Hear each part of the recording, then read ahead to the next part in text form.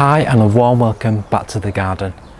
There's lots and lots of jobs to do as March is progressing, and one of those for us is to cut back all of our borders, all of our herbaceous perennials that we've left standing throughout the autumn, throughout the winter, is now ready to be cut back. So in this video I'm just going to show you what we do to make this border transformed and ready for spring.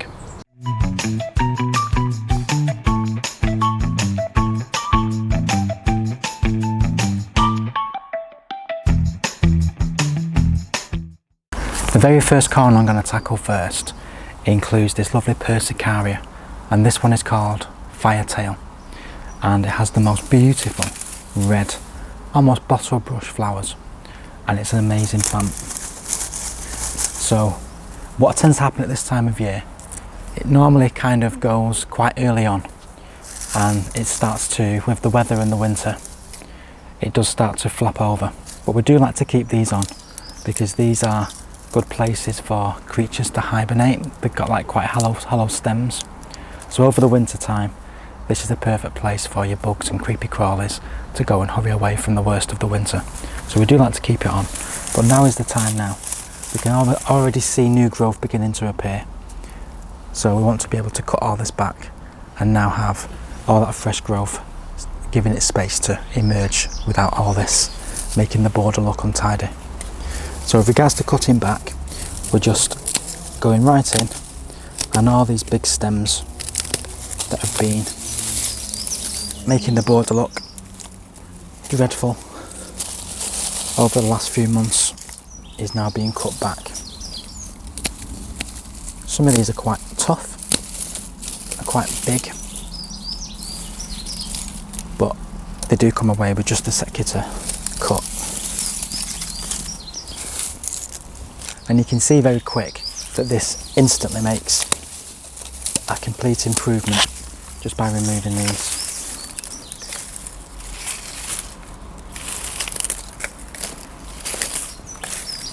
So I've got a trug. I'm going to put all the debris in.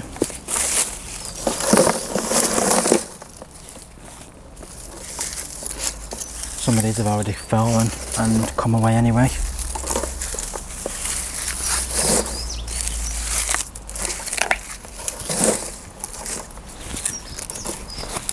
So as you will know from watching the channel, we do like to keep a lot of our plants throughout the autumn and winter standing as much as we can, and we do the cut back once the warmer weather starts to come in towards the beginning of March. We're already getting much lighter mornings and into the evening. Now when I finish work I do come out and there is a bit of light left, whereas maybe a month ago I was coming out into complete darkness, and that is so depressing. I do find the months of January and February probably the worst time of the year because you've got the dark mornings, the dark nights, and there's not a lot going on in the garden. You can't go out and do very much. You can see odd things there and about, but there's not that flush of flowers that you see and all that growth emerging as you're approaching into spring. So it's a brilliant time of year this for me. It's like I've taken off the old battered and worn out clothes, and I'm now getting into like a new shell, almost like a snake having a new skin, shedding its old. When this time of year comes, it's just so invigorating to be back out, even feeling the warmth. Just this sunny day today. I mean, it does still get quite chilly at nights, but during the day when the sun's out there is a great deal of warmth in the air, so it's fantastic to get out and get reacquainting yourself with all these plants that you've been missing all of the winter. Careful not to get spikes on that rose.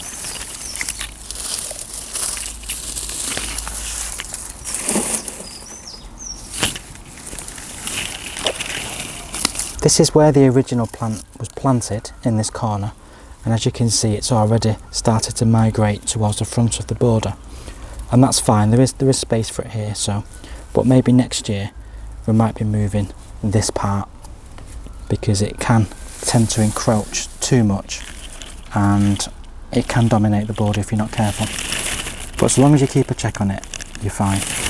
You can see the growth just coming up this side here, So we're probably going to find that this year it's going to be even more towards the front, but that's fine, we don't mind that. It is a really good plant. Next as we go along is the Rudbeckia, and this is a variety called deamii, and this has been providing lots and lots of interest throughout the autumn and winter months, especially when these little button seed heads were frosted. They looked amazing, but now is the time. We can see growth starting to emerge at the base. Now is the time now to be cutting it all back. So I'm just going to try and cut back some of this.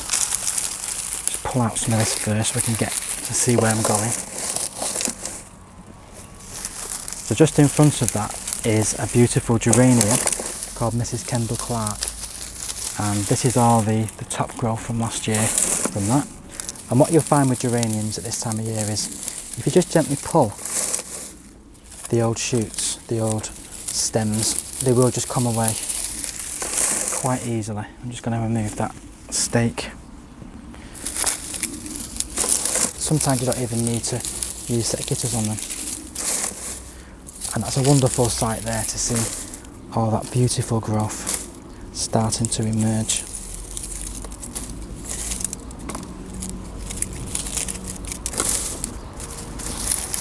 So now we can see where we're going. I'm just going to chop back some of this Rudbeckia.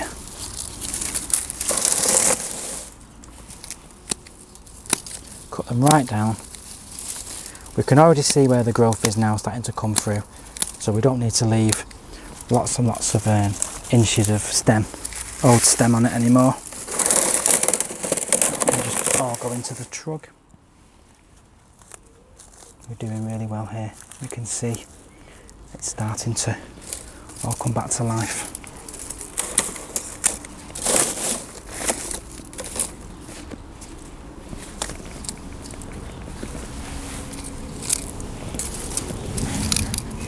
And then just towards the back we have some of the Echinops, so I'm just going to chop that back as well.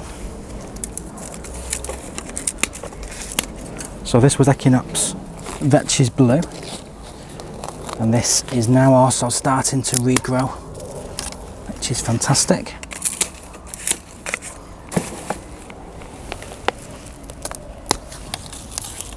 So I'm just chopping it just slightly above the ground, but I'm not leaving too much stem on it because we don't need to. We can see it's growing now, so we're perfectly fine. And it's also a good time to have a look to make sure that your plants are labelled. I've noticed that so far I've got the Persicaria labelled, I've got the Rudbeckia, I've got the Echinops, Eupatorium behind, the geranium. Now this one is just a normal pink geranium. I'm not quite sure of the variety, which is why it's not got a label, but it is a really good doer and provides a lovely pink flower through the summer months. And if we cut this back after flowering, once it starts to get a little bit tired, we can also get another flush of particularly leaves. Leaves will come up. We'll also get hopefully a flush of flowers as well. So I'm just taking all that, just pulling it like I did with the other geranium, pulling all of that old growth out. It doesn't have to be perfect. A few twigs and that left on the side, on the top of the ground, it's perfectly fine. And what I also like to do at this point is just go through and make sure there are no weeds.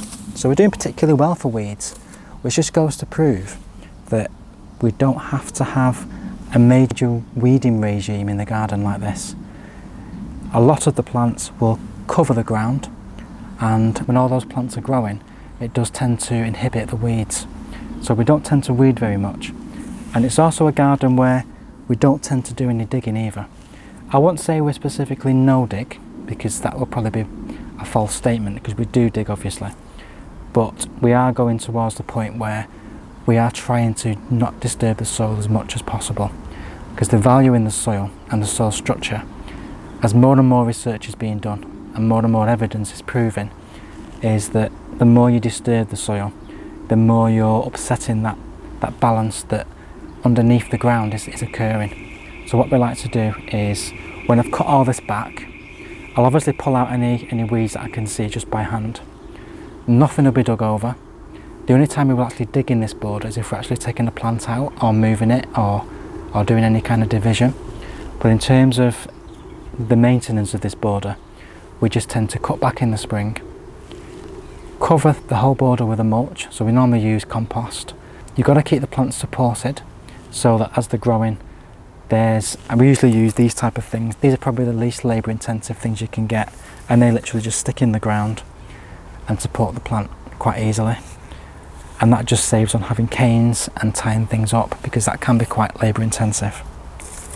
So once this whole border has been cut back, if there's any division to do, which I don't think there's that much because we did do a lot of this last year, so the plants in this ground now can be left pretty much.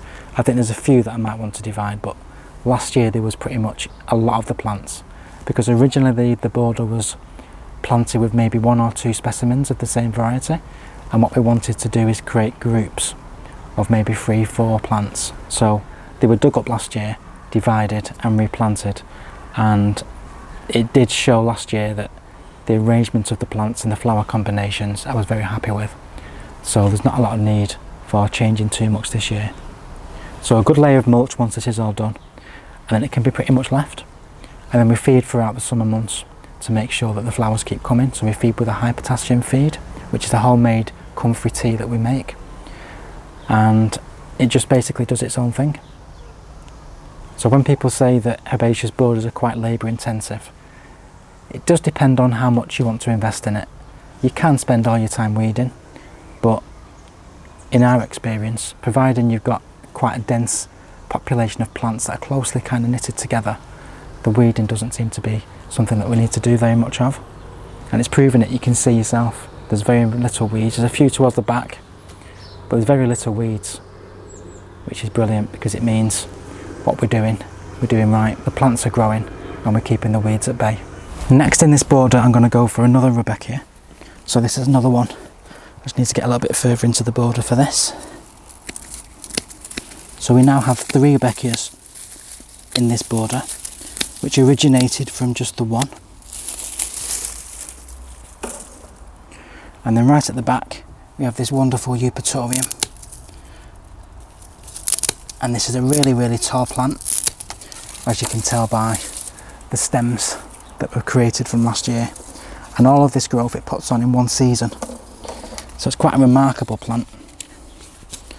So these again can go right back to the ground.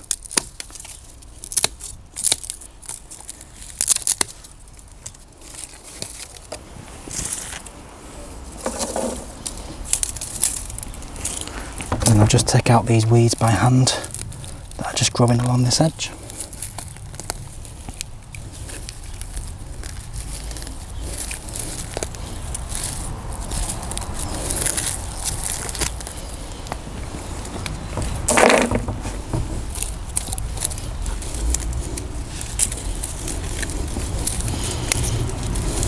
And I can't tell you how important it is, particularly for me, that these are labelled, and particularly as things are just emerging, at least you know what things are, because at this stage it's difficult to tell.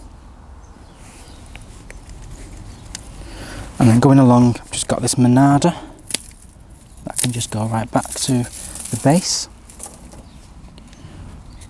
and then another Monarda next to it, which can just go down to the base as well. The Monardas are quite slow in coming up, so don't be too worried if yours is not showing any signs of life yet. They don't tend to sprout until the weather starts to really warm up. And then we have this beautiful Aster. This is little Carlow at the back, and this has held its own pretty much all through the autumn and winter, and this has been a wonderful plant. Again, a great plant with a little touching of frost, so I really have enjoyed it. But now is the time to get in there with my secateurs and get it cut back. I can already see a bit of growth already, so that's a good sign. So it also helps, like I said, about the labelling, because you know roughly where plants are when you go and stand on the ground, which I need to do now. You kind of have an idea where you're able to go without disturbing the plants beneath.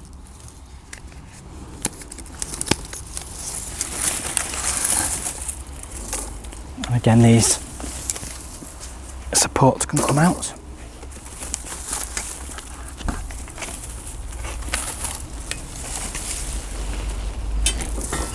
I even had to put string around this last year, it was that boisterous. So any canes can come out as well. And we're just cutting right down to the base.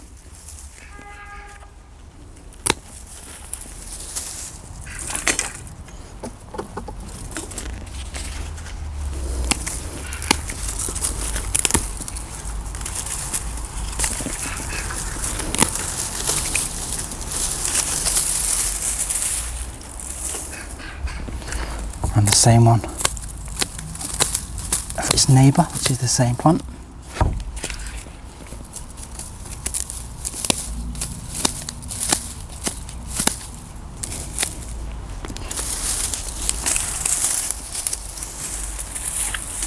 And the whole thing can come out. Like I said, remove any weeds you might have grown around. It's not that many.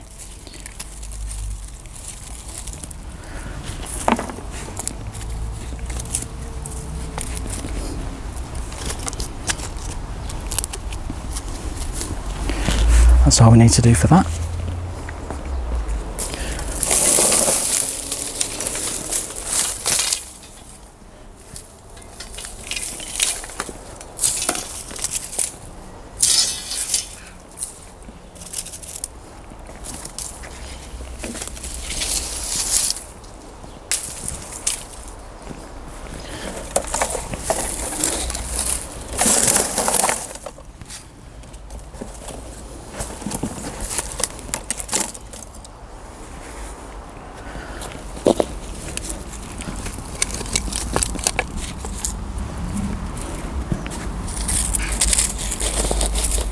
Now next up is the Salvia.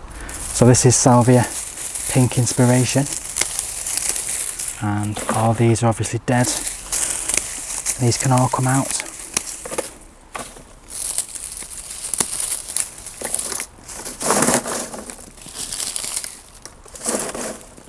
I'm just weeding around.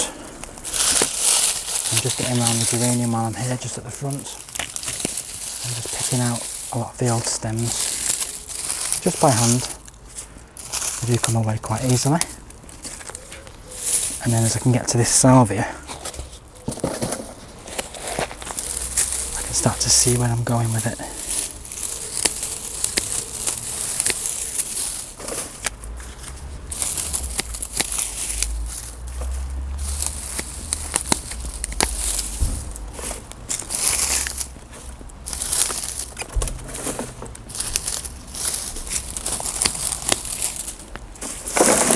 Now this doesn't look like very much now, but when this flowers, this is absolutely amazing.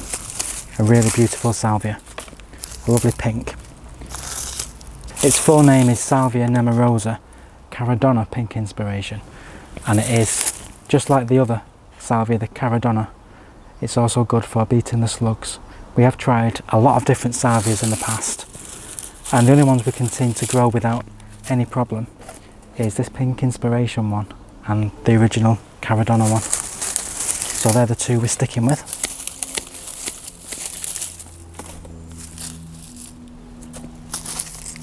It does get quite twiggy at this time of year, so it's crucial to get all this out.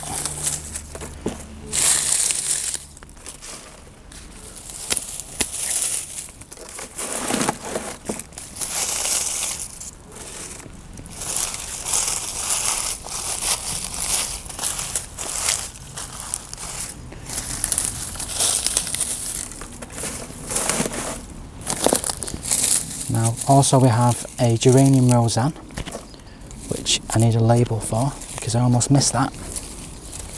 And just see its buds now starting to come up. I'm just picking out all this from the plant behind, which is the Lychnis coronaria.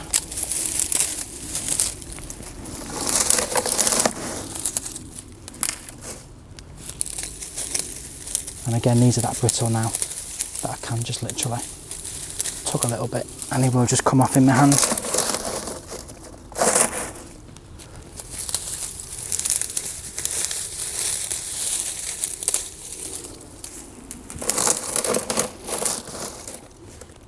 So in this border we have 2 of them, 2 of the Lychnis, and I can see signs of growth on one, which is this one here. I'm just hoping that the other one is still going to be okay as well.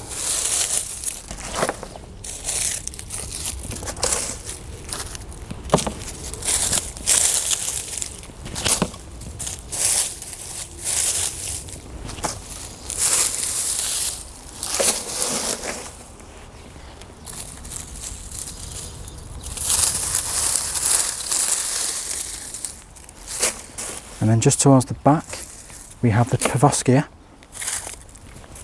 So Perovskia can be quite a tender plant.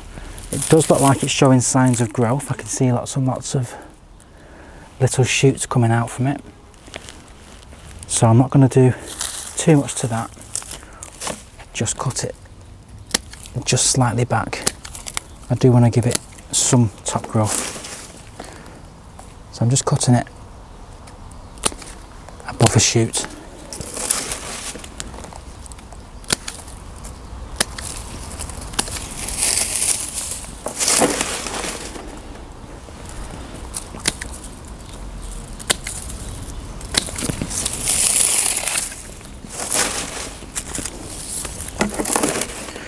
And we have 2 of these, so let's do the other one the same.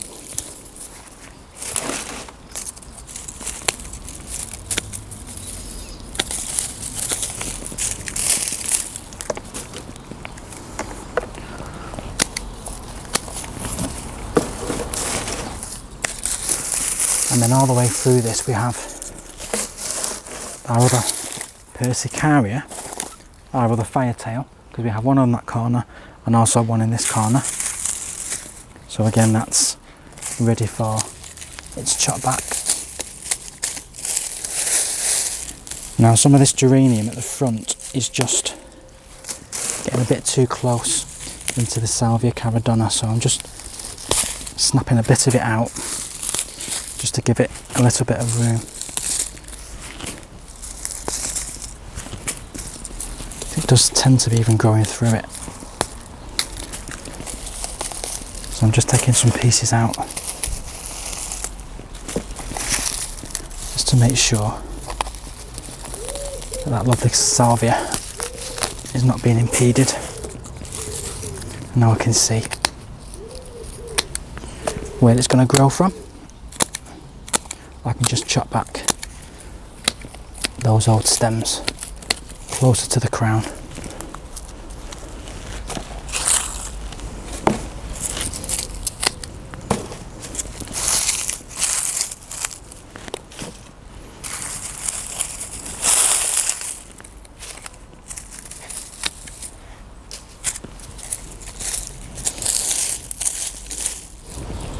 It can be quite brutal with geraniums, particularly this pink variety.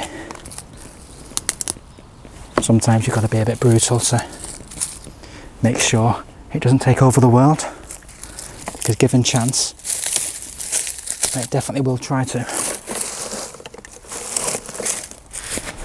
So just while I'm here and I'm remembering, I'm just going to make a note of the plants that need the labels that I'm missing. So I need one for the Perovskia, I need one for the geranium, which is Roseanne. So that's got one. Monarda's fine.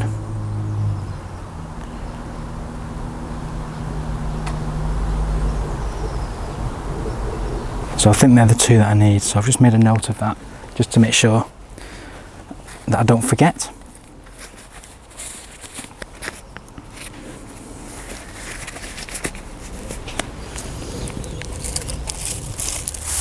Now the next plant is a Calamagrostis, and I'm a little bit in a squeezed position here because there's not a great deal of space. But what I'm going to do is I'm just removing some of these leaves so I can see just around the base of this plant, and also so I can figure out where I can place my feet without disturbing any plants. So all of this growth was from last year, and we enjoyed the most beautiful plumes as they faded in the autumn and then stood all through the winter. Now this is a plant, a deciduous grass. It's a really great plant if you want a very vertical and straightforward grass, and it's very easy to deal with in terms of maintenance. All we need to do, we can already see some growth starting to emerge from the base, so all of this top growth now we can just cut right back. So I'm just starting first of all, not going too low, just so I can see whereabouts I'm going from. So I'm just cutting a good few inches above the ground first of all, just so I can see where I'm going.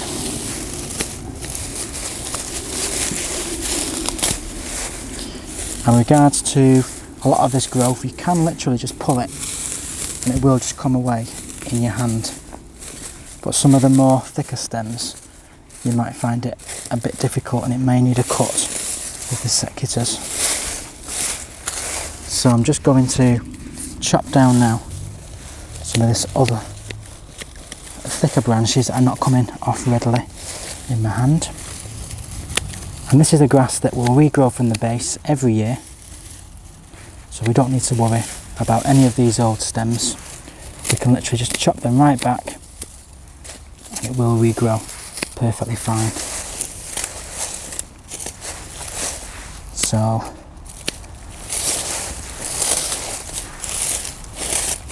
just combing through to remove any debris that's caught in the crown of the plant.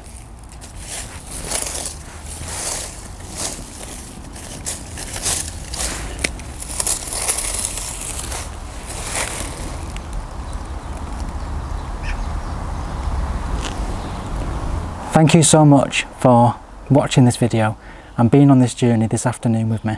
It's been a pleasure. I've really enjoyed being out in the sun, getting nice and warm, and more important, getting in touch with the ground again and having that touch with the plants that are emerging. So in terms of our maintenance for the spring, everything's been cut back. So the only thing we need to do next is just give it a mulch, and we'll be using just a multi-purpose compost for that, and it'll be spread out over the whole surface. So the mulch will do a few things. It will suppress any weeds, it will also help to retain any moisture that's in the bed, and also it will give a little bit of nutrition for the emerging plants as they're winging the way forwards and reaching for the sky. Thank you so much for watching. I do hope you found this video enjoyable and informative. Please give us a like, please subscribe, and if you have any comments, please do leave them in the comment box below. We'll see you very soon on the next video. In the meantime, please do take care and enjoy your garden.